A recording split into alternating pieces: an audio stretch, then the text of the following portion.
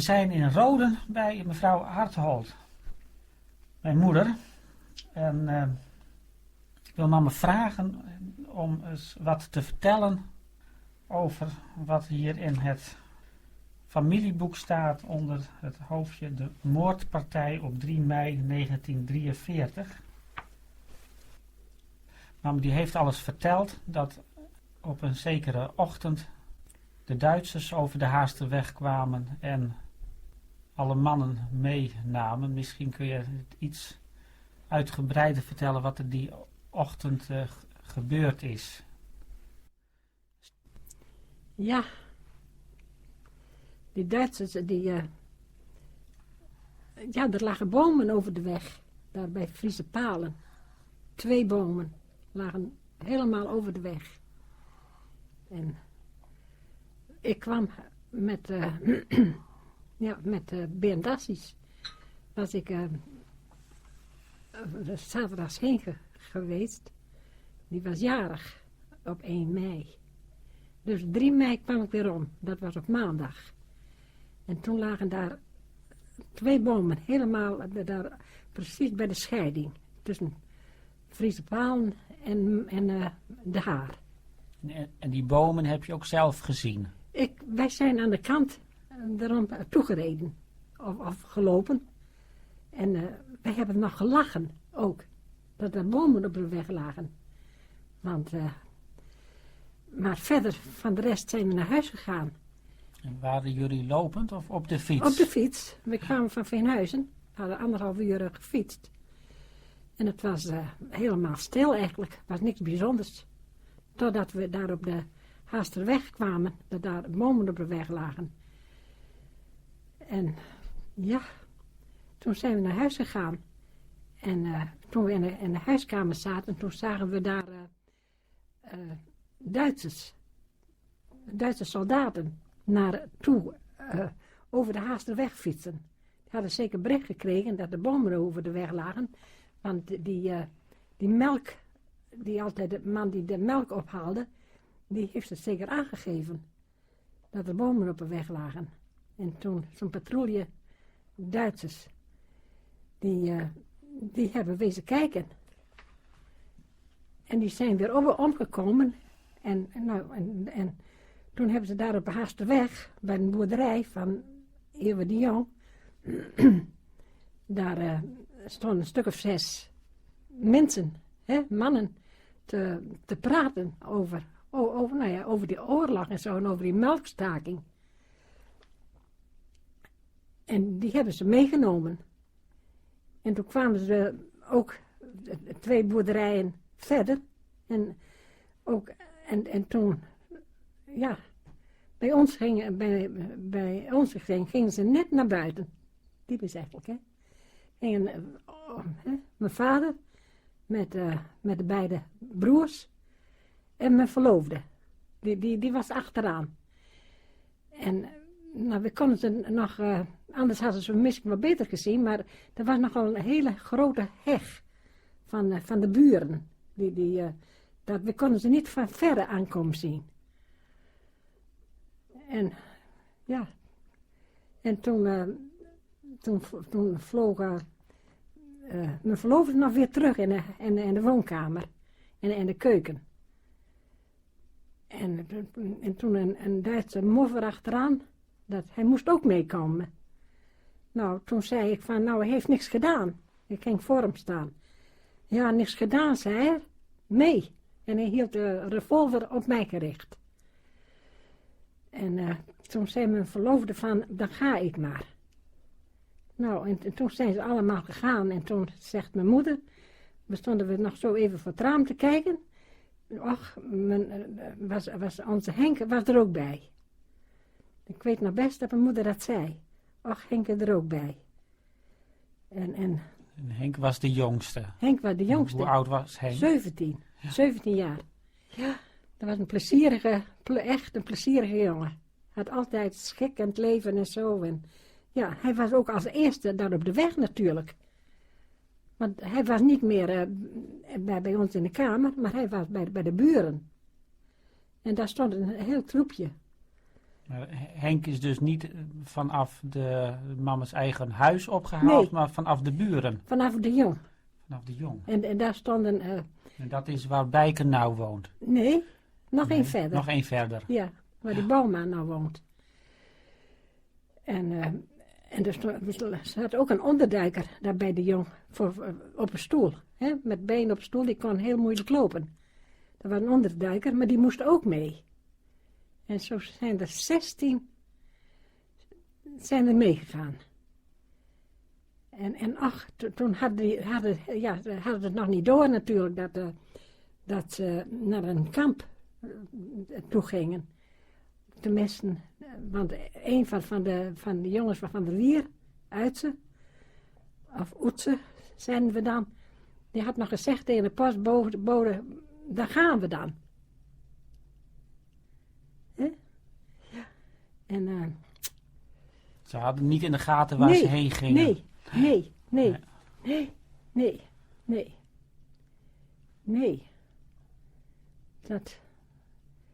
Ja, en we hebben later nooit weer wat van hun gehoord. En in het begin zeiden ze nog dat ze leefden.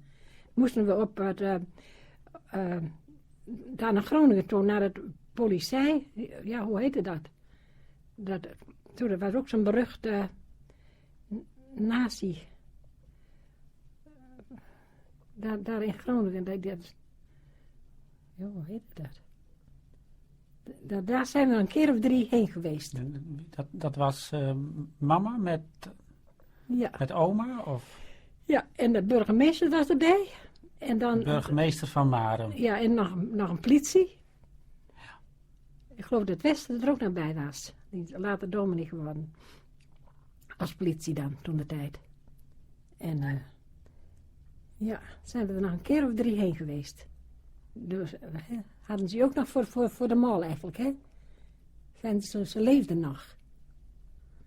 Ja. Ja, dat was het Scholtenshuis. Nou weet ik het wel weer. Daar in Groningen. Het Scholtenshuis. En toen we daar binnenkwamen, toen liep er een Jood met een grote ster op de borst. En met een grote baard. En zo. Ja. Die moest zeker, ja, wat die deed, maar die stapt iedere keer wat in de gang om. Die man. En dat heb je meerdere keren gezien? Ja. Dat die man daar rondliep? Ja. En waarvoor? Ja. Nou ja. Maar wanneer zijn jullie in Groningen geweest? Want dit is dus in mei 1943 gebeurd. Dat was ook in hetzelfde jaar natuurlijk, ook in die vlakken na, denk ik, dat gebeurd is. In die periode zijn jullie daar een paar keer geweest? Ja, een keer of 3, naar het Scholtenshuis. En dan werd je steeds met een kluitje in riet gestuurd? Ja. Dan vroegen je van alles, maar wat, dat weet ik niet meer, dat kan ik me niet meer herinneren. Ja. En vervolgens hoorde je niks meer? Nee. Totdat we hoorden dat ze er niet meer waren. Ja.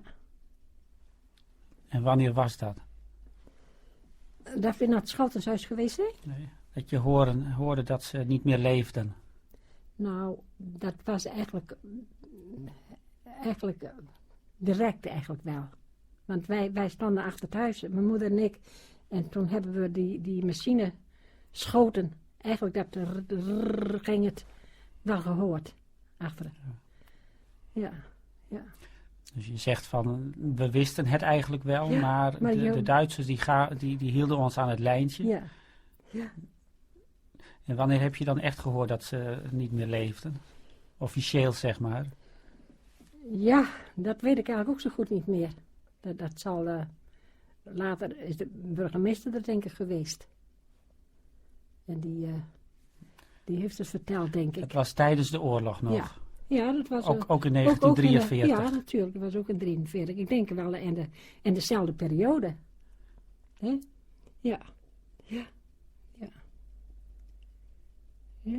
Ja, van de hele buurt, hè. Van die Sibbel de Wal. Jongeman van ongeveer 36 jaar. En Eeuwen de Jong, hè, 40. En, ja. En meer is er ook eigenlijk niet over te vertellen. Nou, we zijn laatst in Haren geweest, bij de Appelbergen. Ja, maar dat wisten we niet, dat ze daar begraven lagen. Dat wisten we niet. Want ze zijn blijkbaar gefusilleerd in Trimunt, hè, vlakbij waar mama woonde en opa. En daar op de lucht, hoe heet het, de Duitse basis, een radarbasis was het, daar zijn ze gefusilleerd. Ja. En vervolgens zijn ze naar Haren getransporteerd, hè? Ja. Ja. Niet dat we dat wisten. Dat wisten we niet, waar ze begraven waren. Dat is later na de oorlog openbaar gemaakt. Weet je nog wanneer dat gebeurd is en hoe dat men erachter kwam dat dit onder andere de familie Harthold was? Ja. En Berend Assis? Ja, ze zijn toen bij ons geweest en dan hadden ze van die lappen stof van de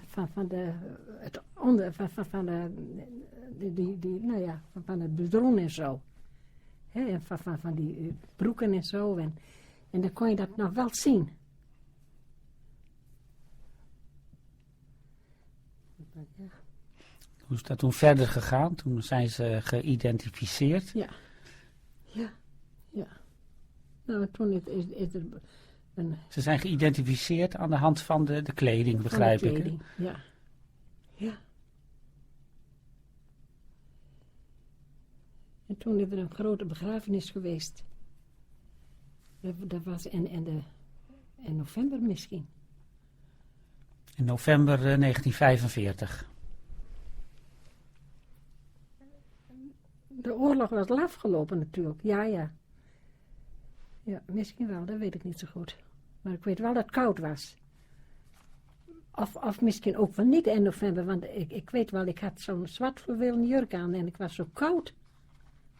Het was zeker, want we moesten uren daar op die weg staan om te wachten op die lange stoet. Voordat hij in beweging zette. Dat herinner je je nog heel goed. Oh, dat weet ik nog wel goed.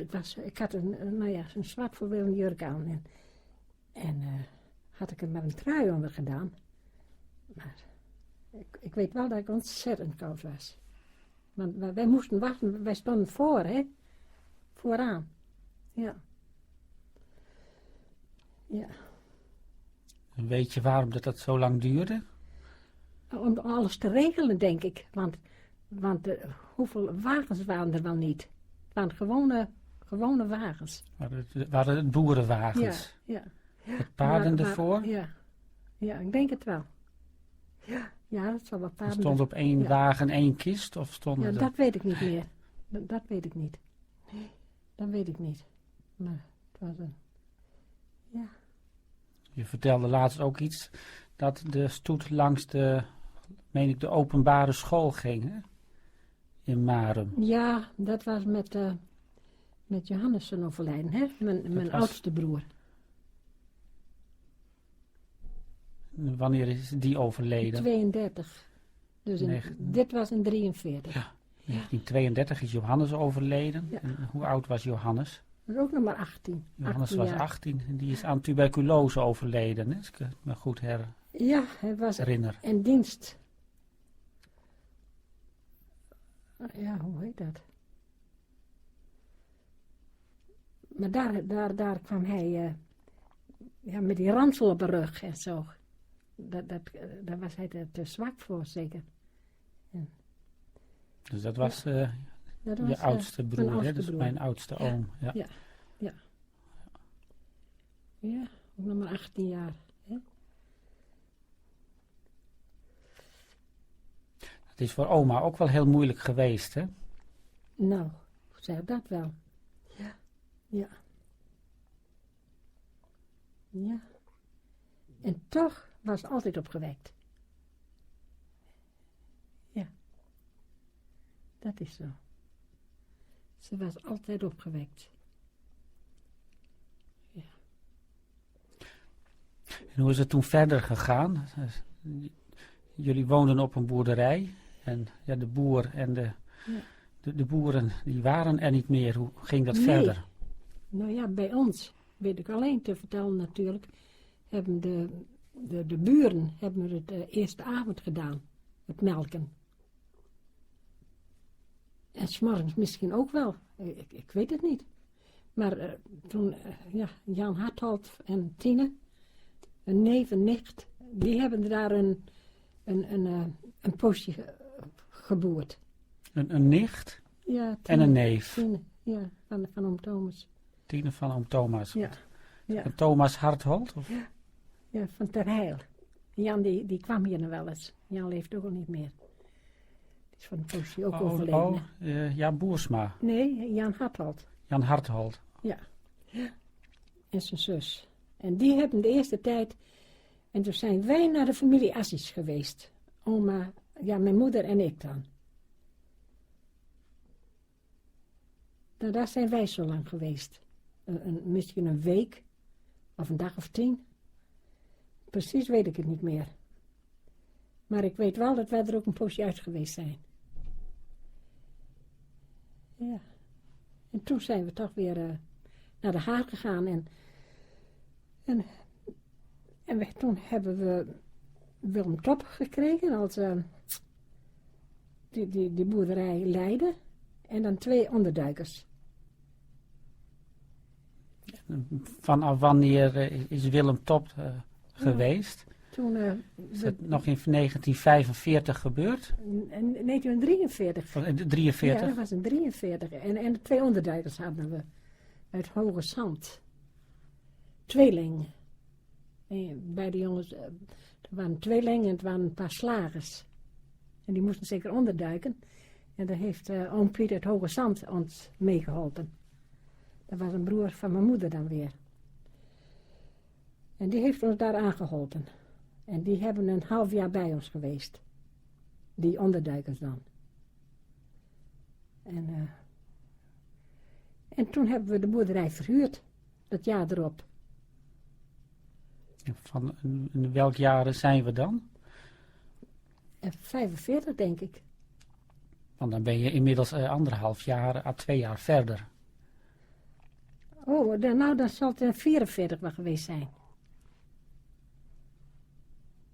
En toen is Jongsma op die boerderij gekomen. En toen is Jongsma op de boerderij gekomen. En die heeft er 12 jaar op gezeten. Ja.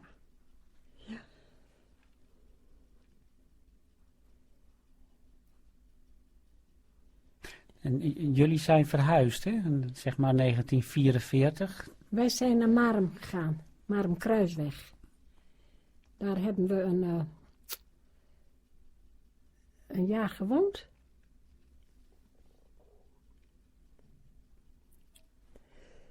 Tenminste, bij iemand in huis dan.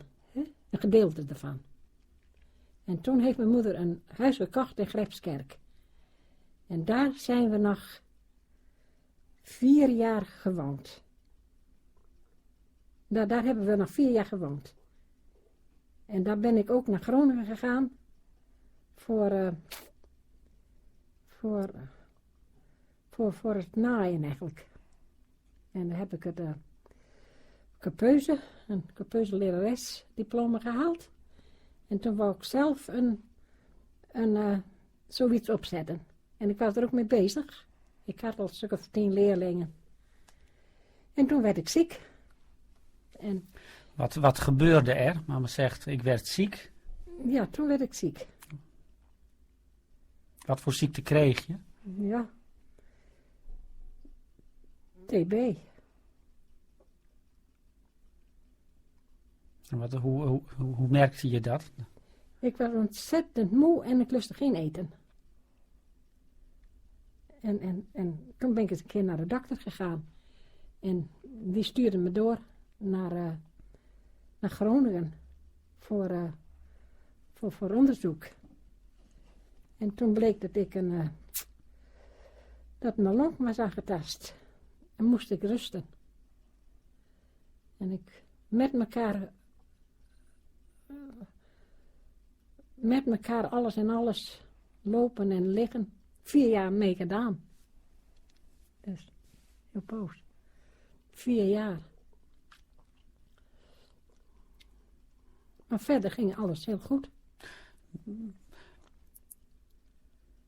Hoe lang hebben jullie in Marum gewoond, in die boerderij waar jullie een deel van gehuurd hadden? Ik dacht niet zo heel lang. Een half jaar of Nou, zoiets? ik denk wel een jaar. Ja, dus zeg maar in 1945 zijn jullie naar Grijpskerk verhuisd. Ja, want we wilden zelf graag een huis hebben. En dat hebben we ook gekregen daar. En daar hebben we ook prettig gewoond. Alleen, ik ben dus ziek geworden. En anders was ik ook wat ziek geworden. Net zo goed natuurlijk. Maar, ja. Maar verder hebben we daar wel een mooie tijd gehad. Mijn moeder heeft me helemaal verzorgd. Ja, de eerste 1,5 jaar ben ik altijd op bed geweest natuurlijk, mocht er nooit uit. En toen werd iedere keer beter, mocht ik een uurtje op, eerst een kwartiertje. En toen later een paar minuten langer. En zo ging het wat. Ja. En die lichtstoel heb ik nu nog. En daar heb ik veel plezier aan gehad. In die tijd was het toch ook een dure lichtstoel, want oma heeft ze gekocht tegenover de buren. Die mensen die hadden een stoelen en zoiets te koop. En toch ook 126 gulden betaalden ze daar maar even voor. Ja, dat was wel een hoop geld. Maar als ik dan een poosje een uurtje weer op mocht, dan ging ik lekker in die stoel zitten. Ja. En ik ben heel goed, het ging heel goed. Zo gauw ik maar kwam te liggen, was goed. En in Grijpskerk heb je papa ook ontmoet, hè? Ja, dat is ook zo. Toen ik weer naar de kerk mocht.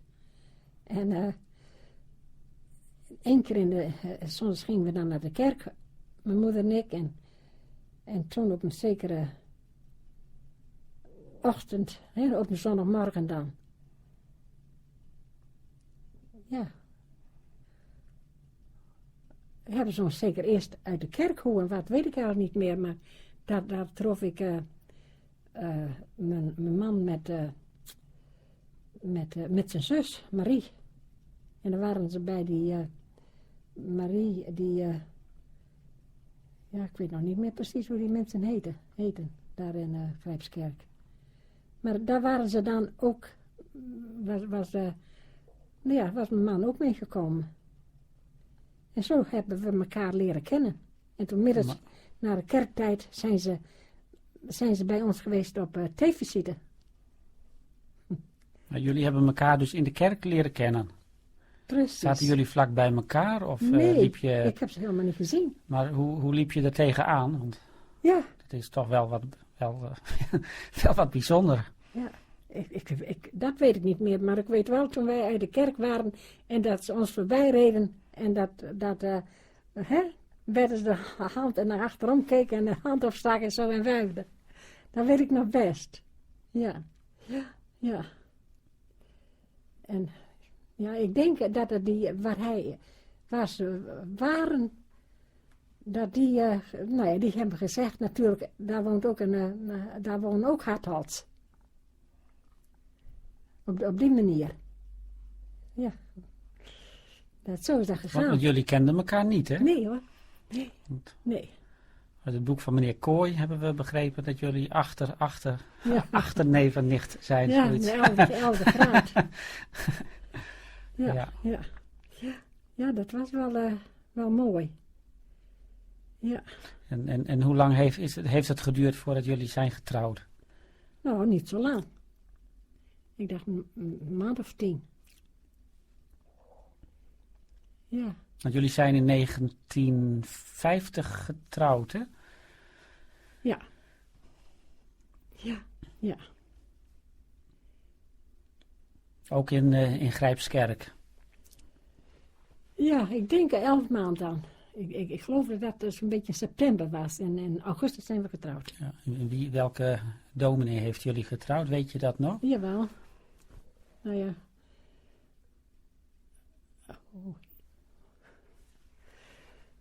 Ja, dat was Dominee Melles. Dominee Melles van Greepskerk. Daar zijn we... Die heeft ons getrouwd. Ja, ik weet het nog als de dag van gisteren. En de buren, de beide dames, die waren er ook. Daar hadden we ook 2 buren die nooit naar de kerk gingen, maar op onze bruiloft waren ze wel. En de kerk. Ja. Want dat was dus toch geen dominee? Ik heb onlangs de zoon ontmoet. En het bijzondere was dat hij het verhaal van mama's verleden zich nog herinnerde.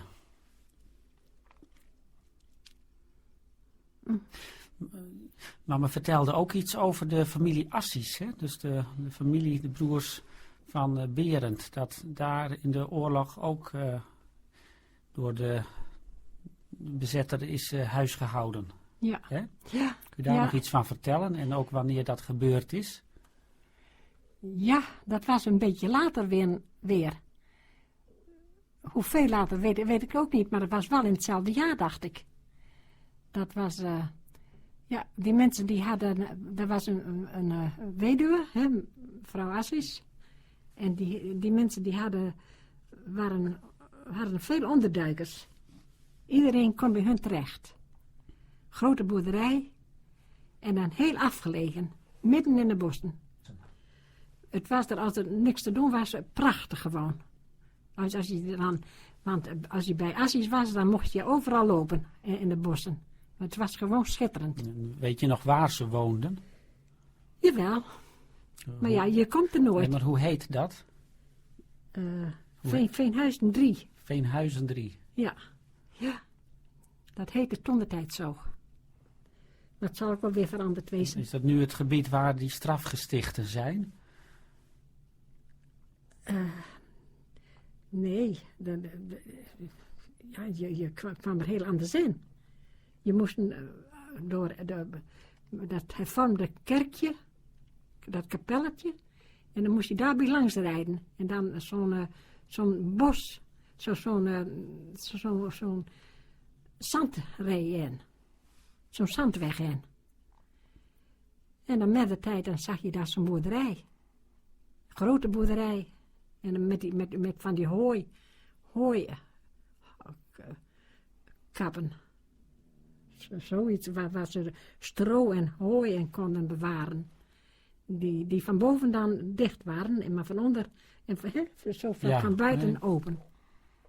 Ja. En hoeveel kinderen waren er bij de familie Assis?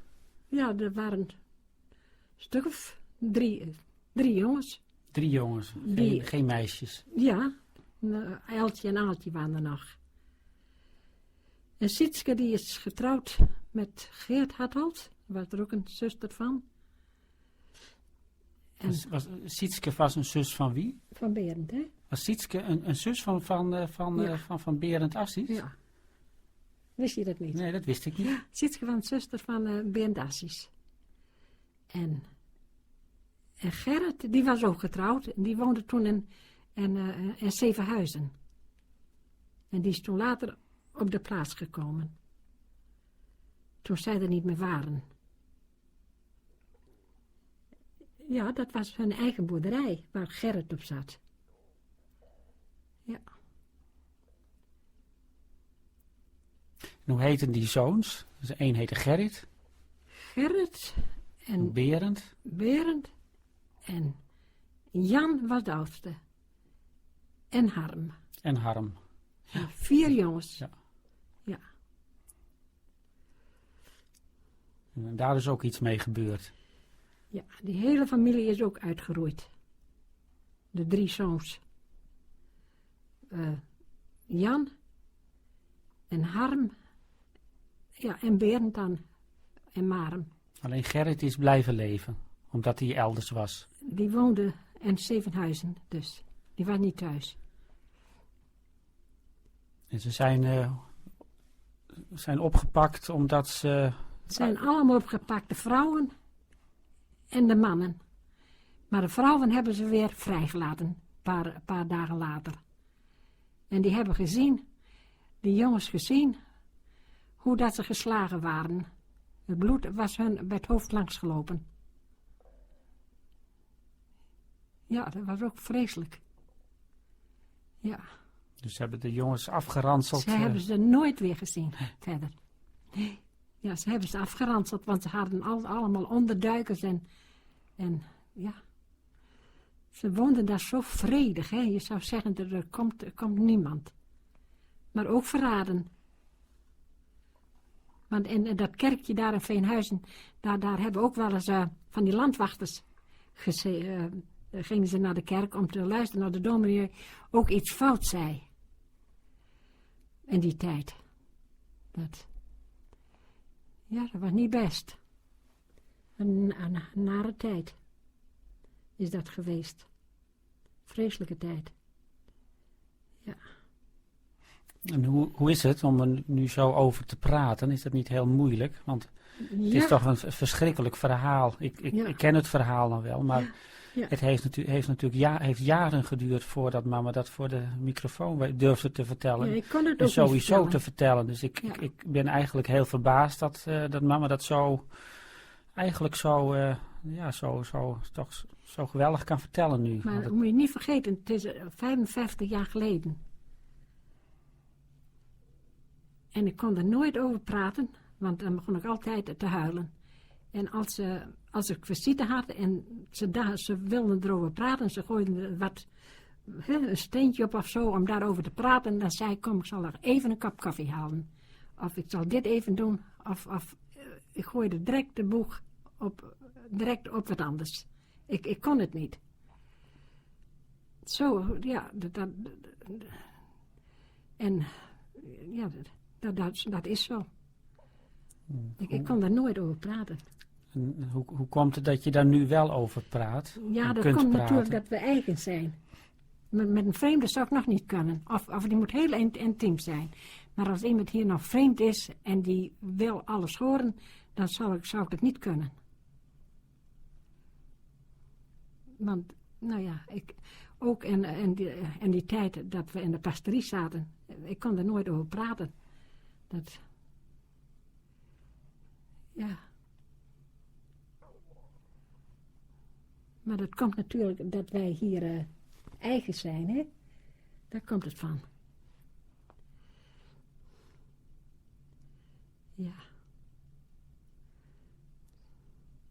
We hebben het ook een keer gehad over het geloof, hè? Daar heb je heel veel steun aan beleefd, hè? Ja, we hebben het ook over het schilderijtje van papa gehad. Zalig zijn de doden die in de Heere sterven. En hij zal alle tranen van uw ogen afwissen. En de dood zal niet meer zijn. Ja. Hè? Ja. Ja, als het geloof niet gehad had, dan was het niet best.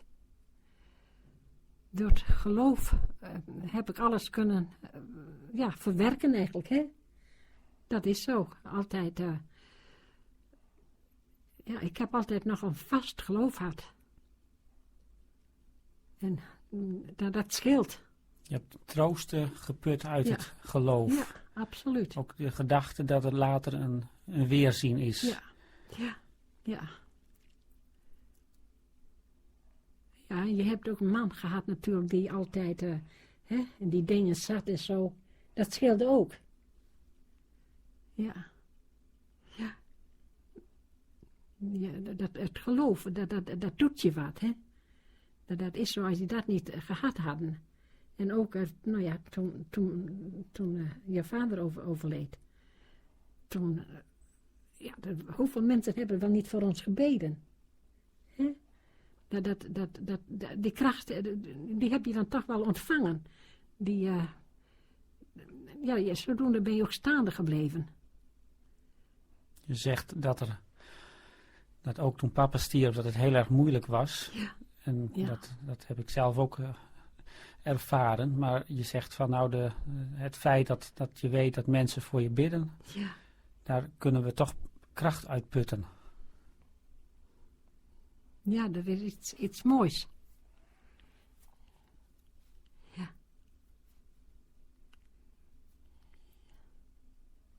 Je zegt eigenlijk ook het feit dat papa dominee was en heel heel gelovig was, dat heeft je ook geholpen om op de been te blijven. Absoluut. Ja, ja. Dat bidden ook, hè. Want middels ook naar het eten, dan hadden we het wel eens over dat stuk dat hij dan gelezen had. Maar dan zat hij soms een half uur te praten. Over welk stuk wat hij gelezen had? Dat weet ik niet meer. Nee. Maar ik weet wel, toen hij er niet meer was, toen kon het er niet meer. Nee, maar anders dan sprak je wel een heel poos over dat gedeelte wat hij gelezen had. Ja, het stuk van de schriftlezing. Ja, van de schriftlezing, de bijbellezing. Van de bijbellezing. Want daar hebben we wel veel over gepraat en zo. Ja, dat was altijd mooi. Ja, ja. Ja.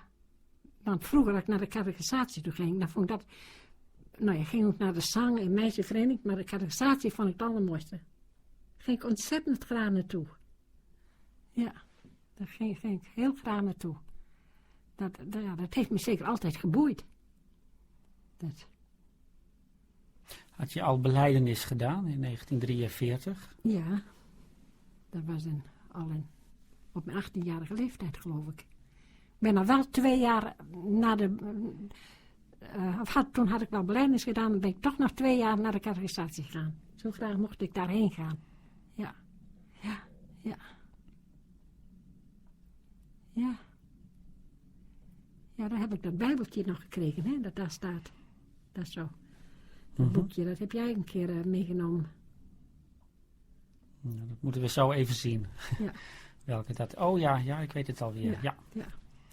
Daar staat in, ik geloof van 1939, dat erin staat. Dat ik toen belijdenis gedaan heb. Ik wil mama ook nog iets vragen. Ik heb hier het boek van meneer Kooi voor me. En daar staat ook een beschrijving in van de Hartholten. En zou mama wat willen vertellen over opa? Opa Andries Hartholt, geboren 12 maart 1880. Wat voor een man was dat? Hij was boer, Ja. maar hij had ook vele functies in de kerk. Ik meen dat hij penningmeester was. Ja. Ja. Kun je daar wat over vertellen? Wat voor een man was het? Was het een hele precieze man? Was het hij was ontzettend was alles goed? rechtschapen. Mijn vader. Ontzettend rechtschapen. Hè? Hij, met die Duitsers ook. Hij was ja, hij had er alles voor over, geloof ik. Om die Duitsers dwars te zetten. Ja. Ja, mijn vader en ik, wij fietsen vroeger vaak samen naar de kerk. Hè? Dan bleef mijn moeder dan thuis om het werk te doen. En dan fietste ik vaak met mijn vader naar de kerk. Ja. 's Ochtends. Ja. Ja. En de broers? Ja, die waren natuurlijk met z'n beiden. Ja. En Henk die kwam altijd achteraan. Of vooruit, dat weet ik niet meer. Maar ja, we gingen dan altijd om beurten naar de kerk. En jullie gingen Ja, in er moest vriend- altijd één thuis blijven natuurlijk, om het vee en zo. Op een stal. Maar ik fietste altijd met mijn vader. Ja, dat gaat dan zo, hè. Dan, ja.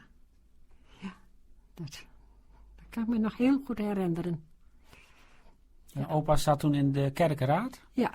Dus dan moest hij waarschijnlijk ook altijd op tijd weg. Ja, wat weet ik niet meer, maar dat was inderdaad zo. Ja, mijn vader was een hele beste man was het. Ja, hele beste man. Ja. Ja, geweldige man. En hij was ouderling, lees ik hier in dit boek van meneer Kooi. Ja, ja, ja. Ja, dat heeft hij ook altijd geweest, geloof ik, zolang we er gewoond hebben. Ja. Maar was het een vlotte man? Was het een precieze man? Ja, Was hij gewoon. punctueel? Gewoon eigenlijk. Hè? Hij wou niet hebben dat de jongens op zondagavond de deur uitging. Dat wilde hij niet hebben. De beide grote jongens die gingen zondagavond ook nooit weg. Alleen Henk, die door een achterdeurtje verdween wel eens een keer. Met zijn fiets en al. Nou, die verdween wel. Maar nee, mijn vader die wou eigenlijk nooit hebben daar was hij principieel in, hoor. Dat wilde hij niet, dat mocht niet. Zondag was de zondag. En die moest ook geëerbiedigd worden. Ja. En als jullie naar de kerk gingen, hoe ging je dan? Ging je lopend? Nee. Of ging je op de fiets? Nee, op een fiets. Ja. Want het was wel een dik half uur lopen. Dus en 2 keer naar de kerk.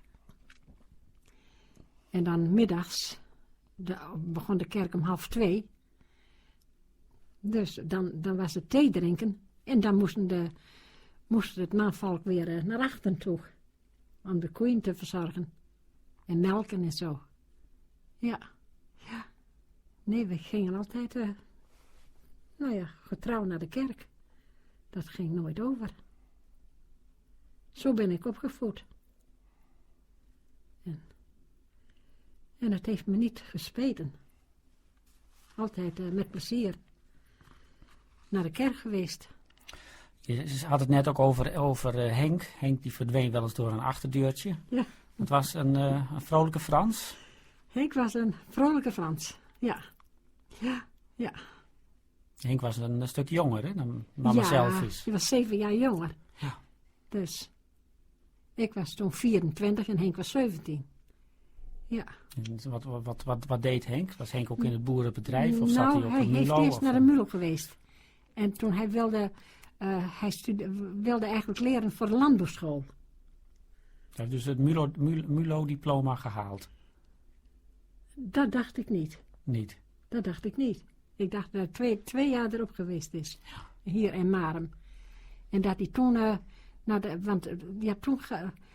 hoe zat dat dan? Want hij heeft ook een poos bij Aikema gewoond. Maar hij wilde naar de landbouwschool. Maar wat weet ik, het is te lang geleden om dat precies te weten. Hier in dit boek, daar wordt hij beschreven als druk en bewegelijk. Ja. Ja. Kun je je daar iets bij voorstellen? Ja. Ja. Het is eigenlijk te lang geleden om... Ik weet wel dat het was ook een hele knappe jongen. Henk, een hele knappe jongen. En ja... Ik kan me niet zoveel meer van voorstellen. Dan gaan we naar broer Albert of Dirk over. Wie zullen we het eerst nemen? Dirk. Ja, Dirk is de oudste. Dirk, dat is de oudste. Eigenlijk was de oudste... Johannes. Johannes, maar die was weer. al gestorven in 1932. Wanneer? 1932. Dus daarna de oudste was Dirk. En hoe oud was Dirk toen hij stierf? 27. 27 jaar.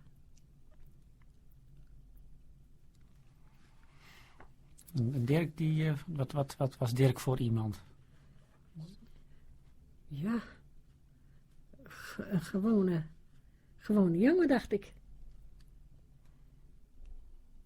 Was hij ook zo'n vlotte vrijbuiter als Henk? Nee. Henk die viel er wel uit. Ja. Ja, Dirk en Albert. Nou, die konden opschieten met hun beiden. Ze hebben nooit geen ruzie gehad. Maar Henk moest er niet tussen. Dat was mis. Henk was echt die hoorde er eigenlijk niet bij. Het was een buitenbeentje. Hij was ook 10 jaar jonger. Ja. Maar Albert en Dirk, nou, dat was, wat zei mijn vader altijd, het is net Pier en Paul. Oh ja, Pier en Paul zei er altijd. Ja. En Dirk en Albert, die zouden ook in het bedrijf komen? Ja, Dirk kreeg verkering met Joke van der Velde. Nou ja, die had verkering dan, Dirk. Ja, maar de beide jongens die konden opschieten. Als de een wat had en er stond hem niet aan, dan was de ander ook zo.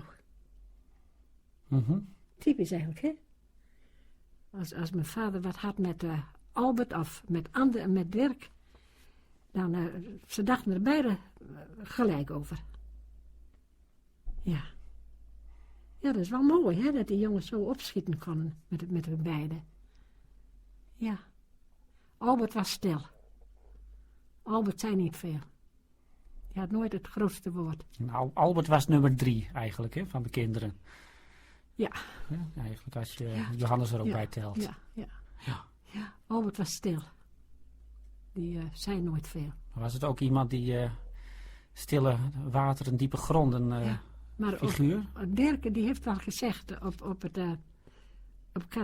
op de jongelingvereniging. En Albert die moest het met gebed sluiten. Nou, dan zei hij wel, het was geweldig. Zoals hij dat kon. En hij zei niet veel. Dat was een waarschijnlijk heel gelovig jonge man. Dat heeft Dirk wel eens gezegd. Hoe geweldig is dat wel niet was. Ja. Maar verder, ja. Ik weet wel, als we in een huis zaten daar bij Andries, hè, waar Andries nou woont. Dan, waar Albert altijd zat en waar Dirk zat. En zo. Dat denk je ook wel af en toe. Als je daar bent, dan denk je van zo was het vroeger. Ja. En Henk zat achter de tafel. Ja. En ik zat dan op het hoekje. En dan oma. En dan mijn vader natuurlijk, hè. Ja. Ja, die tijd is er geweest. Die komt nooit weer. We hebben nog één waar ik dan nog wat over vragen wil. Dat is Berend Assies. Kun je eens vertellen wat dat voor iemand was? Dan staat hier in het boek een hele mooie foto van hem.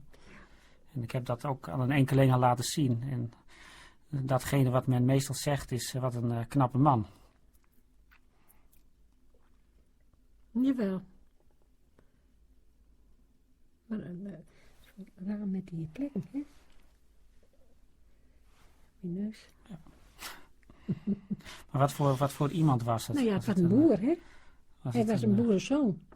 Was het een stille boer? Was het een pratende boer? Was het een vlotte boer? Hij was wel vlot. Ja, wel vlot. Ja, het was een hele vlotte man. Ja, dat wel. En ook aardig. Maar ja, het is alweer zo lang geleden natuurlijk.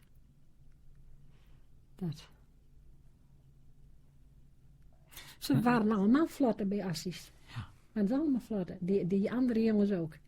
Harm en Jan. Het waren heel aardige mensen, man.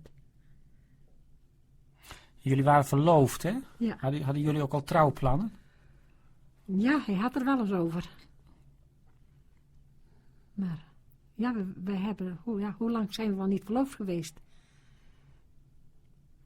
1940 zijn we verloofd. Dus 3 jaar.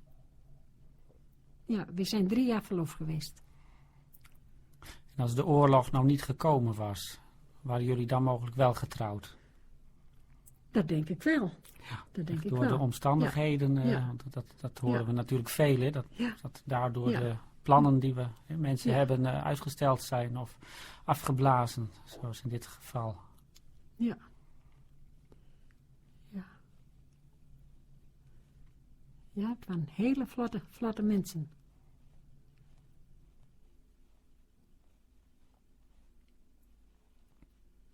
Maar ja.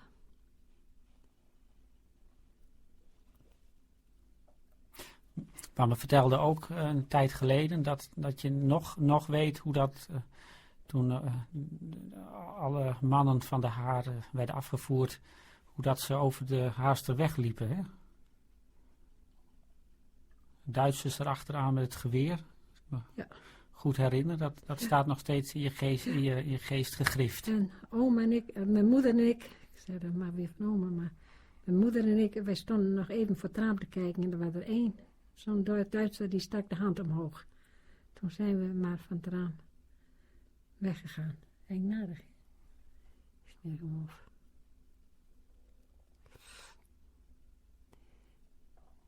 Ja.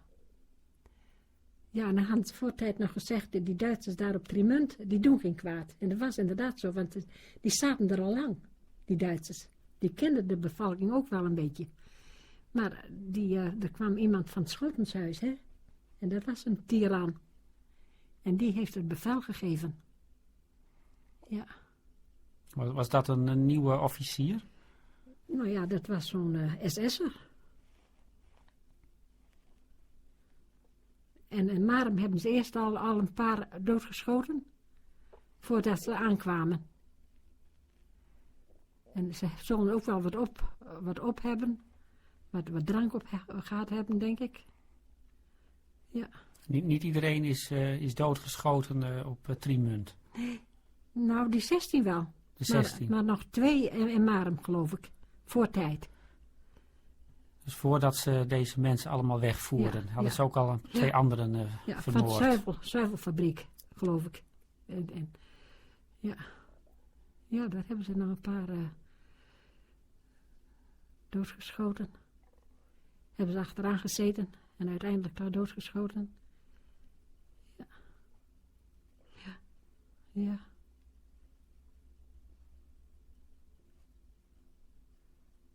Ja, wat was dat een rare tijd eigenlijk, hè? Vreselijk. Ja. Maar dat is een mooi stukje, hè, wat dominee Honige geschreven heeft van jouw opa. Ja. Ja, maar zo was de man ook. Precies. Ja. En die stukjes zijn verschenen in een apart boekje, heb ik begrepen. Hè? Ja, die heb ik ook naar het boekje. Van Marum in de branding of zoiets. Ja, dat boekje moet ik ook hebben. Ja.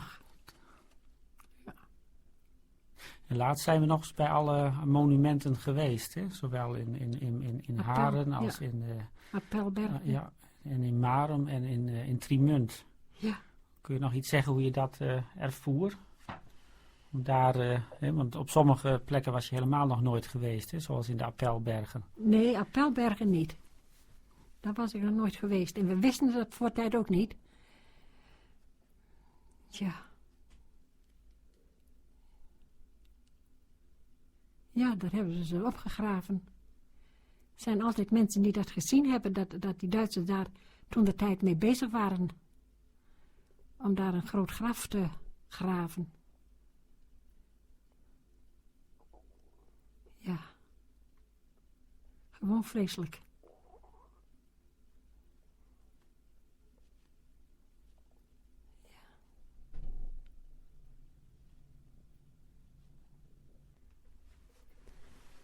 Ja. Maar hoe ervoer je dat nou om daar weer te zijn? Ja. Of om daar te zijn voor het eerst? Ja, dan gaat er van alles door je heen. Dat ze daar naartoe zijn gereden. Met hun slachtoffers. Wij wisten niet waar ze gebleven waren. Maar later hoor je dat dan. Ja, toen zijn Albert en ik daar samen geweest. En, ja.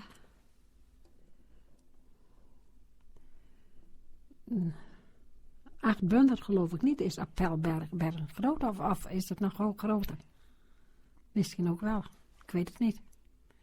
Maar je zegt er ging een heleboel door me heen, maar wat dacht je dan?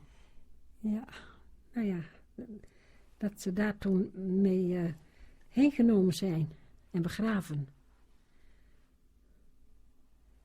Was het schokkend om daar te zijn? Ja, precies. Maar ervoer mama het als schokkend toen je daar kwam vorig jaar?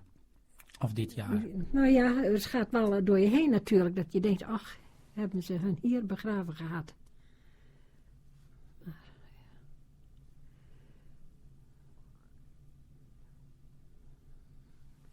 Want je zei laatst ook van het is al zo lang geleden. Dat was je eerste reactie, geloof ik.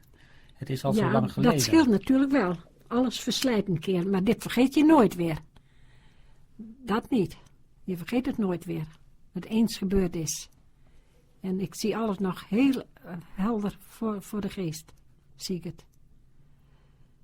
Dat ze daar zo het pad uit gingen, hè? Zo naar de weg toe. En die Duitse soldaten die daar op de weg stonden en 1 achter hen aan met geweer. Ja, dat was iets verschrikkelijks, die morgen. Ja.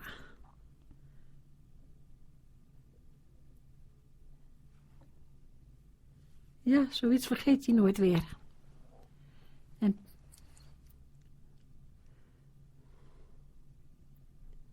Maar het is niet zo dat de herinnering eraan, doordat je zo'n plaats bezoekt, dat de herinnering meer luguber wordt of moeizamer. Nee, dat niet. Dat niet.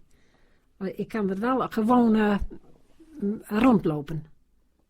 Met Albert. Dat wel. Ik heb niet meer...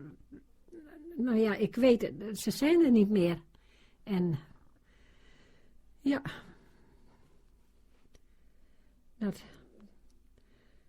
Ik hoop dat ze allemaal behouden zijn. Hè? Het waren allemaal gereformeerden. Dat ze allemaal behouden zijn. En dat ze ook niet weer graag terug wilden hier naar deze wereld van ellende. En ik hoop dat wij daar ook nog eenmaal mogen komen. Bij hun. Ja. Dat is het christelijk geloof in de opstanding en het geloof in het eeuwig leven. Ja. Het leven na dit leven. Ja. Ja. Ja, dat hebben we ook op mijn moeder haar grafsteen laten zetten, hè. Dat de opstanding, dat die toch eenmaal komt. Dat er weer, en in de hemel zal het ook weer een herkennen zijn van al onze geliefden. Dat. Ja, als we het geloof niet hadden, Albert, dan was het niet best. Gelukkig dat we daar steun aan hebben. En verder is het, nou ja, toch altijd nog goed gegaan in dit leven. Veel meegemaakt en toch ben ik nog gelukkig met mijn kinderen. Je zegt van ondanks het verdriet wat je op je levenspad hebt ervaren, zeg je van, ben ik toch dankbaar dat er ook een heleboel blijde dingen zijn geweest. Naast al dat verdriet heb ik toch ook veel fijne dingen nog mee mogen maken in mijn leven. Ja, wat dat betreft ben ik toch nog erg gelukkig. Mag ik als slot vragen hoe je dit gesprek beleeft? Nou, nu we hierover praten.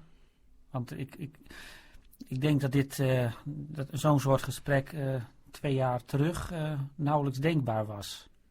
Althans, in mijn idee, maar dat kan ik mis hebben. Ja, ik vind het wel fijn dat dit gesprek, dat degene die na me komt, dit ook nog eens kan horen. Dat vind ik wel heel mooi. Dat dit gesprek mogelijk was. En ja, en Albert is bij me, mijn eigen zoon.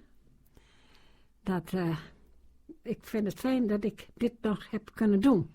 Ja, je zei eigenlijk nog iets meer, hè?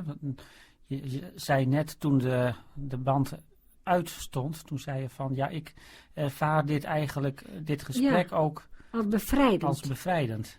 Dat ik dit gesprek heb mogen doen, want ik kon er nooit over spreken. Het was te erg. Want dan ja, ik kon het gewoon niet. En als ik nou bij vreemden ben, kan ik het nog niet. Dan kan ik het nog niet. Dan is het te erg.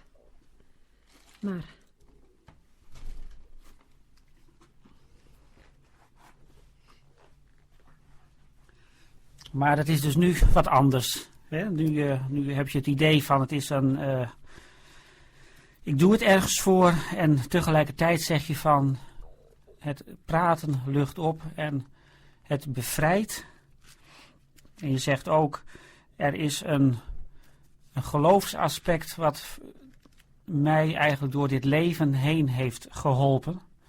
Wat mij ook draagt in mijn verdere leven, hoe moeilijk het allemaal ook is geweest. Ik wil mama bedanken voor de medewerking. En ik wil eigenlijk als afsluiting dan een stukje voorlezen van Psalm 23. De Heer is mijn herder, mij ontbreekt niets. Hij doet mij nederliggen in grazige weiden. Hij voert mij aan rustige wateren. Hij verkwikt mijn ziel. Hij leidt mij in de rechte sporen om zijns naams wil. Zelfs al ga ik door een dal van diepe duisternis, ik vrees geen kwaad, want gij zijt bij mij. Uw stok en uw staf die vertroosten mij. Gij richt voor mij een dis aan, voor de ogen van wie mij benauwen. Gij zalft mijn hoofd met olie, mijn beker vloeit over. Ja, heil en goede tierenheid zullen mij volgen, al de dagen van mijn leven. En ik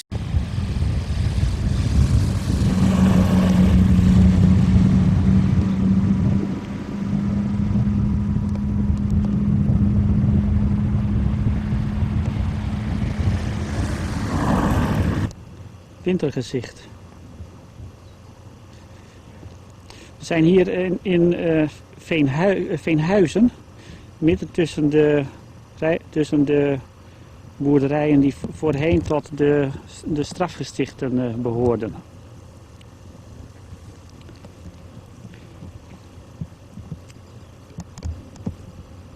Er ligt vandaag sneeuw, dat ligt er al een week en het heeft vannacht heel hard gevroren. Hier zijn we dus in Veenhuizen en de boerderij die we nu zien, dat is de boerderij van voorheen van de familie Assis. Mama die is 3 jaar verloofd geweest met Berend Assis en ze kwam hier dus heel geregeld destijds van 1940 tot 1943. En vandaag zijn we na vele jaren weer eens, ben ik en mama terug in Veenhuizen. We zijn gastvrij ontvangen, we hebben een kopje thee gedronken bij deze mensen. De familie De Jong die woont er nu met 2 zoons, het zijn boeren. 2 broers die samen de boerderij drijven, een gemengd bedrijf is het. Dit was deze weg, dit nou een weg geworden, maar vroeger was het gewoon een zandweg. En dan aan de kant een mooi paadje waar je mooi door fietsen kon. Dat was hier helemaal aan Veenhuizen toe. En waar was dat paadje waar je fietsen kon? Nou, misschien aan deze kant. Oh, dat liep langs de weg? Ja. Ja, dus een zandree met een fietspad? Ja, met een mooi fietspad. Het fietspad dat was ook niet verhard? Nee, ook niet. Maar wel mooi schoon en zo. Het was altijd heel mooi schoon. Ja, dan deden misschien die landlopers die hier wonen en dabbetjes toen we diep vervriezen. In de garage. Overigens. Ja, we gaan zo weer naar huis. Ja. Het is wel een heel wijds landschap hier, hè? En hoe fietst je dan in Veenhuizen naar de kerk? Welke kant moest je dan op? Deze kant? Ja. Dit gaat naar Veenhuizen. Ja, gaat naar Veenhuizen. En zo door de bossen heen. En hoe lang moest je fietsen naar de Veenhuizen? Dat zou misschien 20 minuten geweest zijn, denk ik. Ja, minuten denk ik. Ja. Ja, deze landen, velden hebben we allemaal gewerkt natuurlijk. Deze boerderijen waren destijds van de rijksdomeinen. Maar nu zijn een aantal, waaronder deze boerderij waar nu de familie De Jong woont, die is in vol eigendom. Die is dus gewoon gekocht. Hoe was het, mama, om hier weer te zijn? Nou, Na zoveel jaren, want het is dus bijna een halve eeuw geleden. Ja, dan meer denk ik. Mhm. Dan meer dan een halve eeuw. Ja, ik vond het hier vroeger ook heel mooi. Hier zo, om hier te wezen, zeg maar. Met die bossen en die mooie velden en zo. En ja, dit vond ik mooi. Nou. Daar over die brug, daar gingen we dan langs en dan dat pad langs en die bossen. Dat was zo prachtig. En er mocht niemand anders komen dan alleen de mensen die hier woonden. En anderen mochten niet komen. Vreemden niet. Alleen de bewoners van Veenhuizen.